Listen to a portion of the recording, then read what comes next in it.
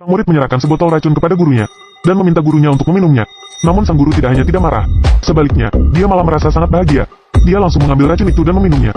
Kemudian, kepalanya terus bergetar, dan kulitnya berubah menjadi warna ungu. Kepala guru bernama Lukas ini mulai bertunas, dan tumbuh sepasang sayap. Jangan meremehkan Lukas yang terlihat bodoh dan imut ini. 3 bulan yang lalu, dia membuat sebuah lubang di bulan. Dia bahkan mengancam akan menghancurkan bumi dalam setahun. Tapi, dia merasa kurang menyenangkan jika langsung menghancurkan bumi seperti itu. Jadi, dia mengusulkan untuk menjadi guru di sebuah kelas yang penuh dengan murid nakal. Jika muridnya bisa membunuhnya dalam waktu 1 tahun, maka dia pun akan membatalkan rencananya. Selain itu, muridnya tidak hanya bisa lebih cepat tamat sekolah, tapi juga bisa mendapatkan hadiah sebesar 10 miliar dolar. Tapi, Lukas tidaklah mudah untuk dibunuh. Kecepatannya mencapai 20 mach. Tubuhnya juga bisa berubah menjadi bentuk apapun, dan tentakelnya memiliki kemampuan generasi yang sangat cepat. Sejak saat itu, ruang kelas itu berubah menjadi sebuah medan pertempuran.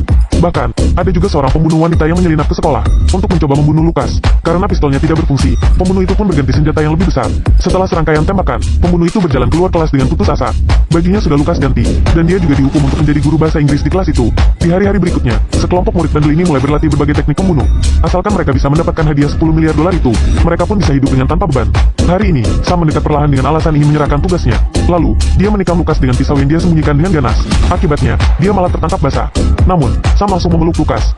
Ternyata, dia juga menyembunyikan bom di pakaiannya. Dengan suara ledakan besar itu, Lukas menghilang. Namun, Sam tidak terluka. Tepat ketika semua orang mengira pembunuhan itu berhasil, suara Lukas kembali terdengar lagi. Sekarang, dia sangat marah. Dan wajahnya yang berwarna kuning langsung berubah menjadi warna merah padam. Cara apapun yang mereka gunakan untuk membunuhnya, dia tidak akan menyakiti mereka. Tapi, serangan bunuh diri ini tidak boleh dilakukan. Untuk menghukum mereka, Lukas pun memberikan tugas 2 kali lipat lebih banyak. Mereka juga bisa tidak menyelesaikannya. Hanya saja mereka harus segera menekan tombol like dan follow. Dengan begini, Lukas akan membatalkan hukuman mereka. Tak disangka keesokan harinya, para murid Lukas kembali membuat jebakan untuknya. Setelah diputar dengan kecepatan tinggi, Lukas pun mendarat di atas atap. Dia menemukan bahwa masih ada banyak murid yang tidak like dan follow akun ini. Jadi, dia pun berkata, "Hari ini, aku akan memberikan tugas yang lebih banyak untuk kalian." Mana bisa begini? Jahat sekali, benar-benar kejam. Will melompat dari tebing untuk mendapatkan kesempatan membunuh Lukas.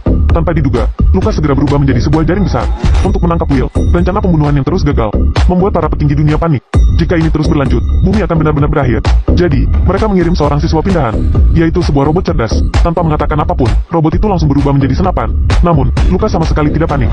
Menghadapi tembakan-tembakan itu, dia melompat ke sana kemari dan terus mengajar. Setelah pelajaran selesai, para murid juga harus membersihkan medan perang. Lambat laun, Lukas pun terbiasa dengan semua ini.